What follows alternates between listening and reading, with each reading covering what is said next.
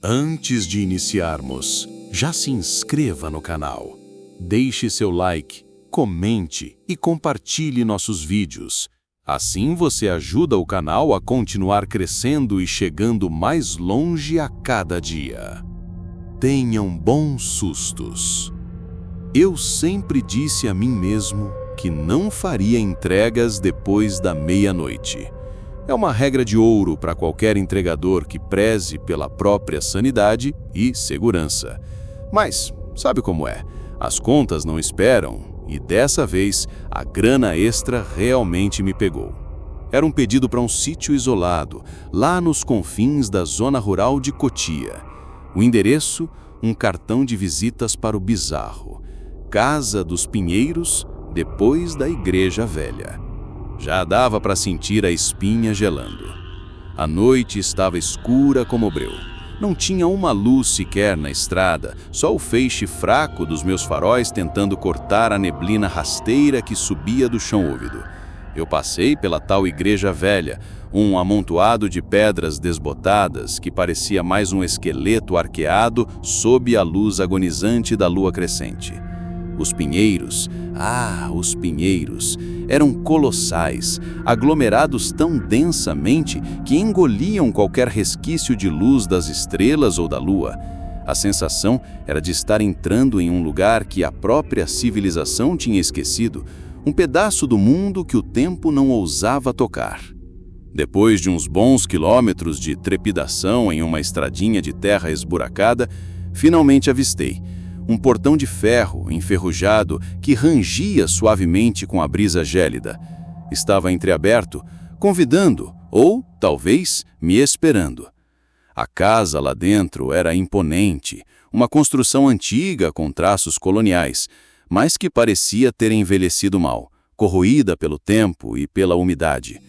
Algumas luzes amarelas, fracas e vacilantes, piscavam nas janelas do andar de baixo, parecendo velas prestes a se apagar.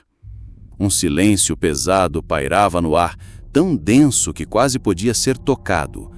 O único som era o chiado do meu motor e o farfalhar estranho das folhas secas sob os pneus da moto. Toquei a campainha, um sino de ferro antigo que produziu um barulho oco e arrastado que ecoou por todo o ambiente, prolongando-se de forma agonizante. A espera foi longa, cada segundo parecia uma eternidade. Finalmente, a porta rangeu e se abriu lentamente, revelando uma figura. Era uma senhora idosa, com o rosto vincado por incontáveis rugas, quase como um mapa de uma vida longa e talvez difícil. Seus olhos, de um azul translúcido e profundo, me fixaram de uma forma que me fez sentir nu, exposto. Ela vestia um vestido preto comprido que parecia absorver a pouca luz ambiente e sua pele era de um branco quase cadavérico. "O lanche", eu disse, a voz mais hesitante do que eu gostaria. Ela estendeu uma mão fina e ossuda, os dedos longos e pálidos. Pegou a sacola sem dizer uma palavra, e por um instante seus dedos roçaram nos meus. Senti um frio tão intenso que parecia que minha pele estava congelando. Uma sensação que não vinha do tempo, mas de algo mais profundo. Ela me entregou algumas notas antigas, quase esfarrapadas, com a tinta desbotada pelo tempo. Seus olhos, aqueles olhos azuis translúcidos, nunca deixaram os meus. Havia uma tristeza abissal neles, um luto que parecia milenar, mas também algo mais. Uma espécie de fome, um desejo insatisfeito que me fez recuar um passo. "Obrigada, meu jovem. Tenha uma boa noite." Ela finalmente disse, a voz rouca, arrastada, como folhas secas sendo varridas pelo vento. "Igualmente", respondi, já me virando para a moto, louco para sair dali. Foi então que ela falou de novo. Sua voz, agora um sussurro gelado, que parecia vir de dentro do próprio túmulo. "Ele está com fome." Meu corpo congelou. Olhei para trás instintivamente e ela ainda estava ali, na soleira da porta, parada como uma estátua esculpida em granito. Atrás dela, no corredor que se estendia para a escuridão da casa, eu jurei ter visto uma sombra se mover. Algo alto, magro, que parecia se arrastar nas profundezas daquela casa. Mas a luz era tão fraca, distorcida pelas velas vacilantes, que talvez fosse apenas minha imaginação me pregando uma peça. Subi na moto e acelerei, sem olhar para trás, sem pensar em destino. Simplesmente fugi. No retrovisor, a silhueta da casa diminuía na distância, engolida pelos pinheiros sombrios e pela neblina que agora envolvia tudo. A sensação de mal-estar, um arrepio constante na nuca, não me abandonou. No dia seguinte, ainda com a pele arrepiada, comentei a entrega com um morador mais antigo da região, um senhor que conhecia cada pedaço daquelas terras. Mencionei a Casa dos Pinheiros. O rosto dele palideceu. A Casa dos Pinheiros? Meu filho, aquela casa está abandonada há mais de 50 anos. Dizem que uma família inteira morreu lá de uma doença terrível. Ninguém ousa chegar perto. Aquele lanche, para quem eu entreguei? E quem era ele que estava com fome? Até hoje evito qualquer entrega fora da cidade depois que o sol se põe. E sempre que passo por uma estrada escura com pinheiros altos e densos, sinto um arrepio percorrer a espinha e o cheiro de mofo e flores velhas parece voltar. Tarde da noite, chovia. Não era uma chuva qualquer. Era o tipo de chuva que te faz duvidar se o céu está chorando ou tentando lavar o mundo. Eu estava na minha última entrega. Um lanche qualquer para um prédio antigo no centro de São Paulo. O tipo de prédio que parece ter mais histórias do que inquilinos, com janelas escuras que pareciam olhos vazios. Cheguei lá, buzinei e nada. Liguei para o cliente, só dava caixa postal. Pensei, não, mais um para descer e pegar na portaria. Desci da moto, sentindo o ar pesado e úmido grudar na minha roupa. A porta do prédio estava entreaberta, o que já era estranho. Geralmente, são trancadas às 7 chaves. Empurrei e uma lufada de ar frio me atingiu, trazendo um cheiro de mofo e algo mais, algo doce e pútrido, como flores velhas apodrecendo. O hall estava escuro, iluminado apenas pela luz fraca de um poste lá fora que entrava pela porta. Tentei achar um interruptor, mas não tinha. Peguei o celular e liguei a lanterna. Paredes descascadas, um elevador antigo com uma grade de ferro e um espelho rachado que refletia minha própria imagem distorcida. Parecia que o tempo tinha parado ali dentro. Meu pedido era para o 13º andar. Apertei o botão do elevador e a porta rangiu, abrindo com um gemido que me fez arrepiar. Entrei e o cheiro estranho ficou mais forte. Apertei o 13 e a caixa de metal subiu lentamente, balançando de um lado para o outro, como um pêndulo velho. O barulho dos cabos e polias parecia um lamento. Quando a porta se abriu, o corredor estava ainda mais escuro que o térreo. Minha lanterna mal alcançava o final. O silêncio era absoluto. O tipo de silêncio que te faz ouvir seu próprio coração batendo no ouvido. A porta do apartamento era a última, no fim do corredor. Caminhei devagar, sentindo cada passo ecoar. Quando cheguei na porta, notei que ela estava ligeiramente aberta. A luz do meu celular mal alcançava o interior, mas pude ver um pedaço de carpete desbotado e, estranhamente, uma luz tremeluzente lá dentro. Bati na porta. 1, 2, 3 vezes. Nada. Chamei o nome do cliente. Silêncio. Empurrei a porta com cuidado, só um pouquinho. A luz tremeluzente vinha de velas espalhadas pelo chão. Um círculo de velas. No centro, não tinha ninguém. Mas o cheiro agora era esmagador, nauseante. E um frio inexplicável me envolveu, como se eu tivesse entrado num freezer. Enquanto eu estava ali parado, hipnotizado, a porta atrás de mim bateu com o estrondo. Meu corpo gelou. Tentei girar a maçaneta, mas estava trancada. Entrou um pânico. Liguei para a portaria, mas meu celular não tinha sinal. Gritei, chamei, bati na porta. Ninguém. Foi então que eu ouvi um sussurro. Não era de dentro do apartamento, mas atrás de mim. Virou um arrepio pela minha espinha. Era uma voz de criança, doce e inocente, mas que me fez gelar até os ossos. Você vai ficar? Não consegui me virar. Meu corpo estava paralisado. Eu só queria sair dali, mas meus pés não se moviam. A voz sussurrou de novo, agora mais perto. Eu podia sentir o hálito frio no meu pescoço. Ele está esperando. Foi o suficiente. Não sei de onde tirei forças, mas consegui chutar a porta com toda a minha força.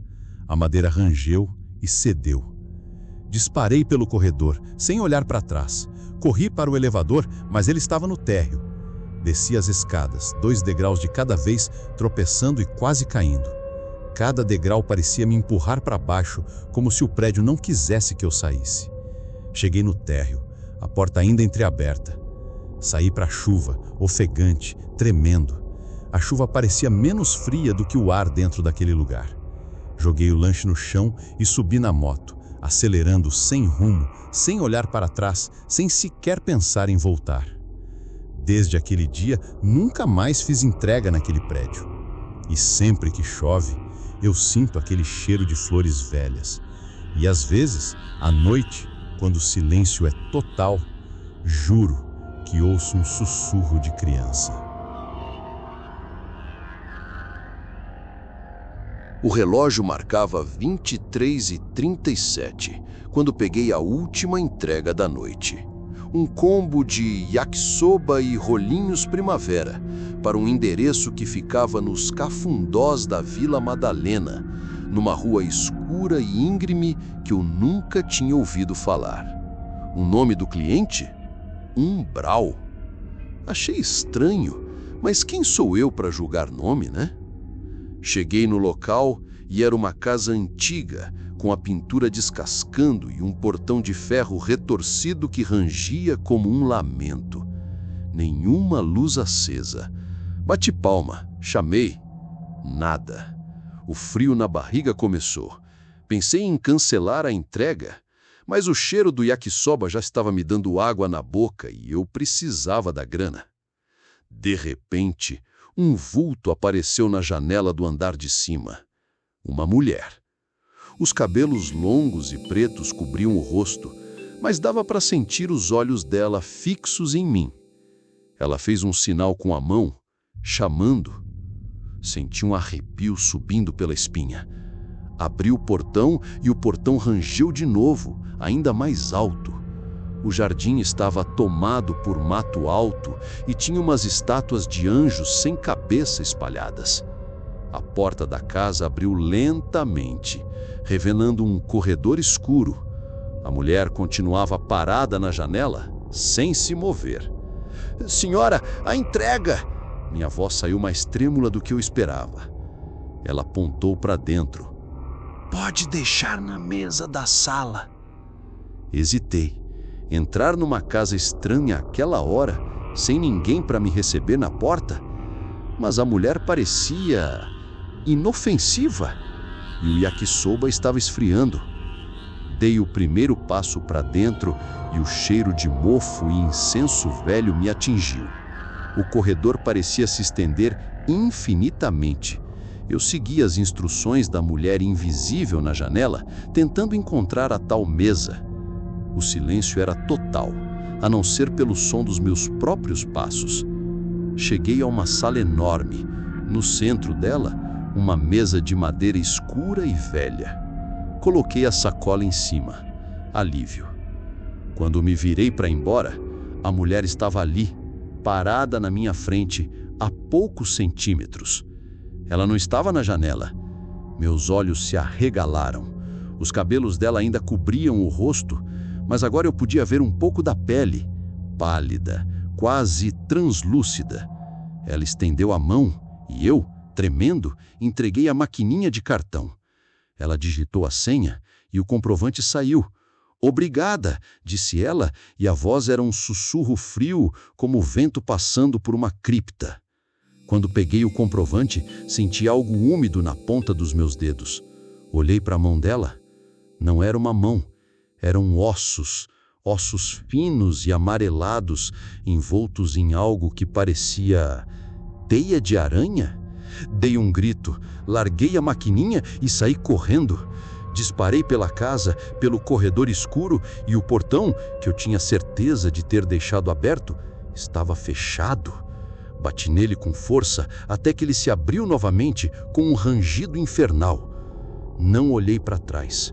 Montei na moto e arranquei dali o mais rápido que pude, ignorando os buracos e lombadas da rua. Minhas mãos tremiam tanto que mal conseguia segurar o guidão. Cheguei em casa, pálido, suando frio. Contei tudo para minha esposa, que me olhou como se eu tivesse enlouquecido. Você deve ter se enganado, querido. Estava cansado. Mas eu não estava cansado. E o pior, no dia seguinte, quando fui esvaziar minha mochila de entregas, encontrei o comprovante. O nome do cliente estava ali, nítido, umbral. E o valor? R$0. Nunca mais peguei uma entrega para Vila Madalena depois das 10 da noite. E toda vez que vejo um portão enferrujado, sinto um calafrio na espinha. Tem coisas que a gente não explica, só sente. E o medo? O medo é um entregador muito eficiente.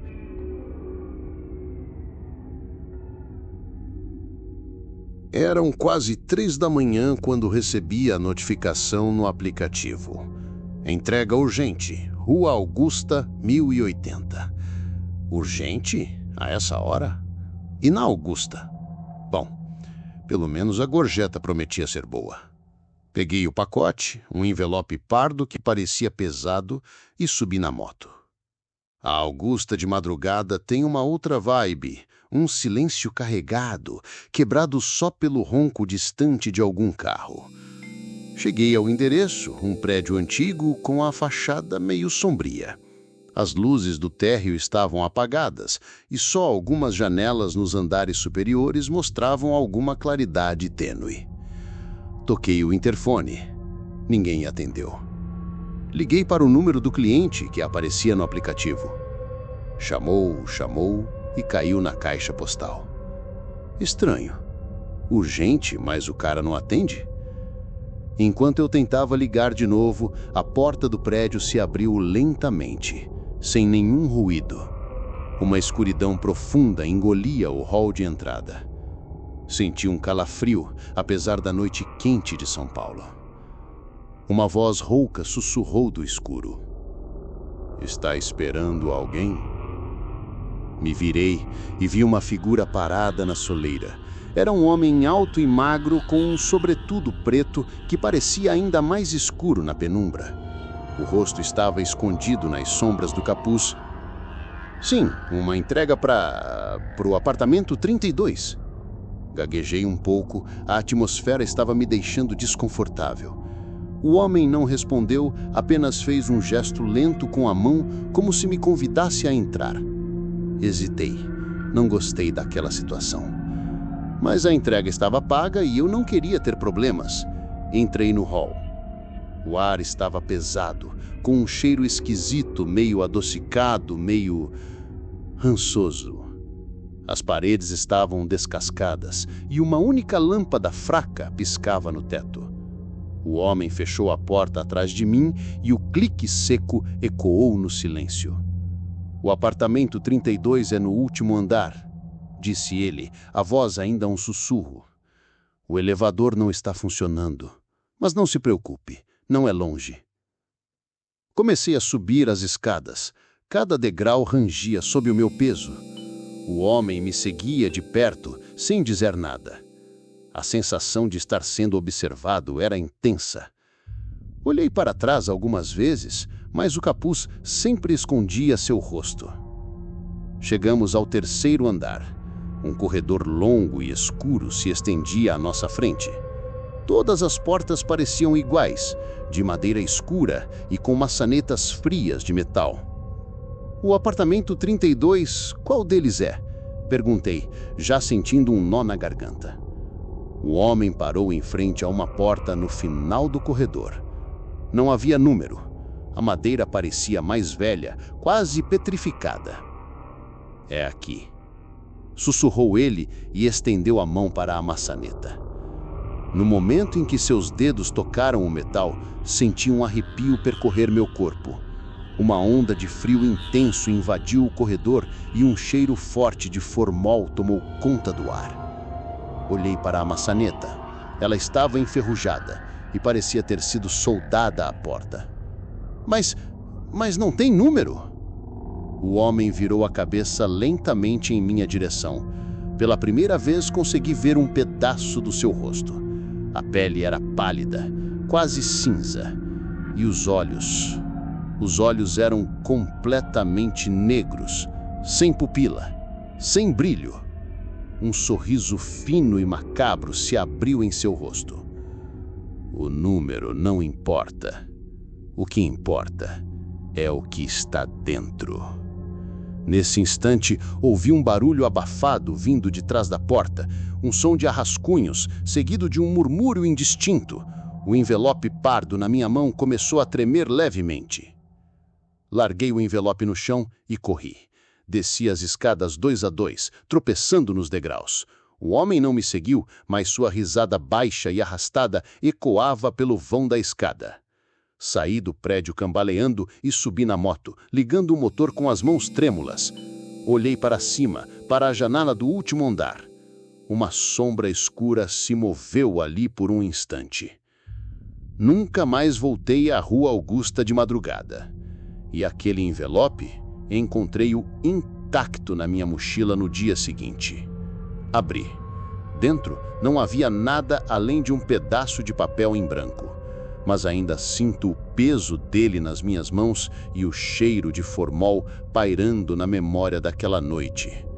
Às vezes, quando estou parado em algum semáforo tarde de noite, juro ouvir um sussurro rouco vindo de algum lugar, me perguntando se eu estou esperando alguém.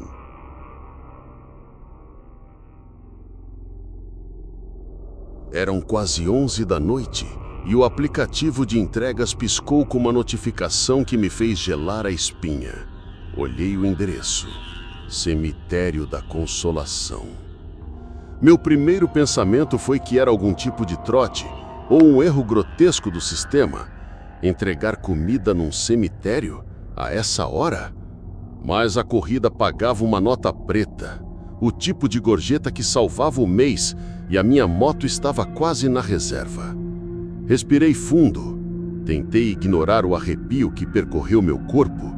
Peguei o pacote, um sanduíche de pernil com queijo e uma Coca-Cola gelada, e subi na moto sentindo o peso da encomenda e um pressentimento estranho.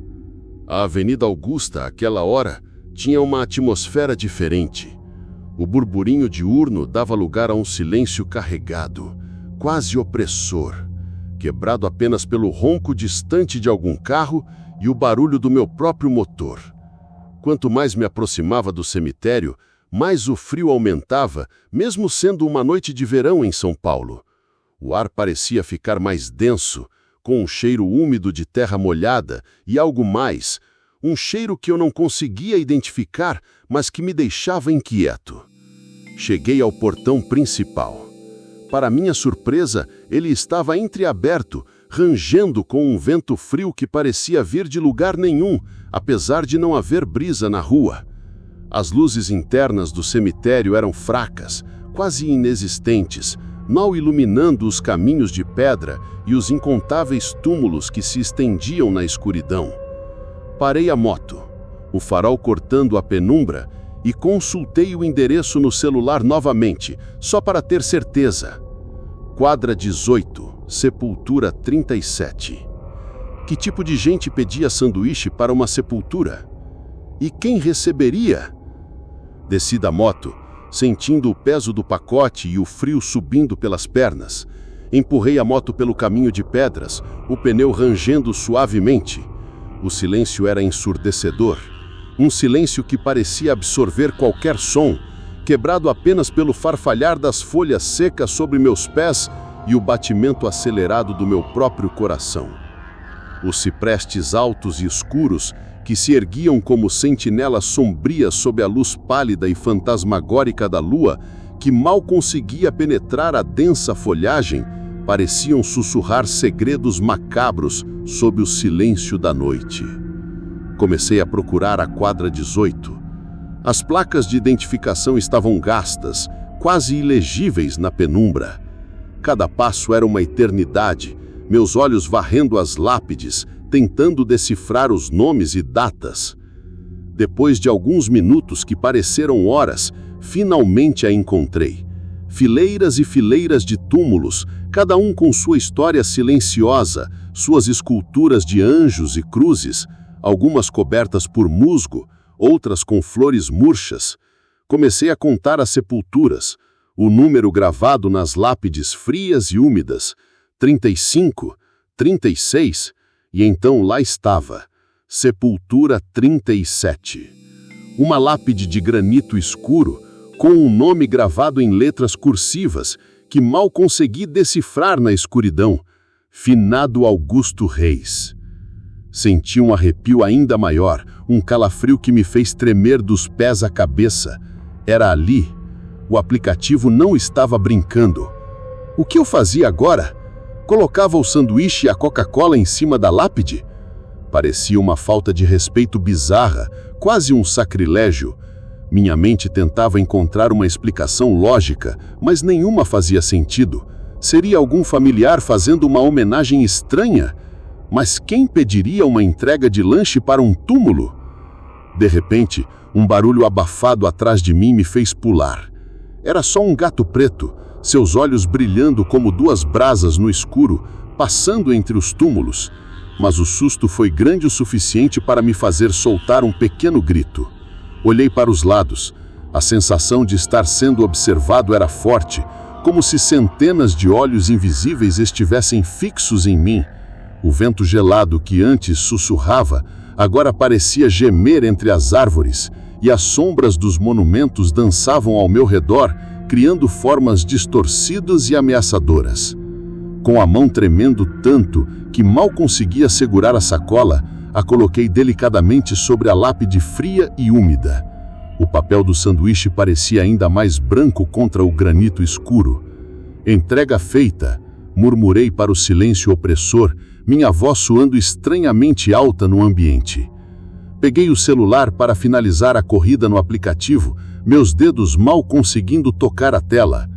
Quando olhei de volta para o túmulo, algo aconteceu que me fez largar o celular no chão. Uma das velas que estavam acesas na lápide, daquelas de cemitério, piscou mais forte como se tivesse ganhado vida própria e a chama esticou-se para cima por um instante, antes de voltar ao normal. No mesmo instante, um vento gelado varreu a quadra, levantando folhas secas e poeira e trazendo um sussurro fraco que me pareceu ouvir meu nome, arrastado e distante, como um lamento vindo de debaixo da terra. Não pensei duas vezes. O medo me paralisou por um segundo. E então, eu corri. Disparei dali, deixando a moto para trás, correndo sem olhar para trás, tropeçando nas pedras e quase caindo algumas vezes. Só parei de correr quando estava do lado de fora dos portões do cemitério, ofegante, com o coração disparado no peito e o corpo tremendo incontrolavelmente. A adrenalina pulsava nas minhas veias.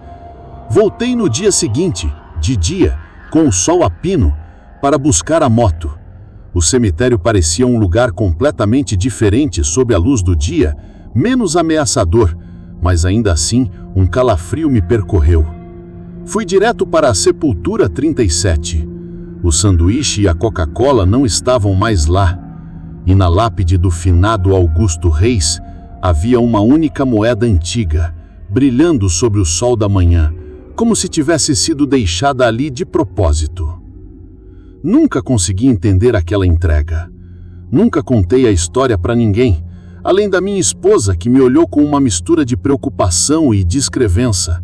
Mas desde aquela noite, evito passar perto de cemitérios à noite, e toda vez que vejo uma moeda antiga ou sinto um vento gelado sem motivo, lembro-me do finado Augusto Reis e daquela entrega bizarra.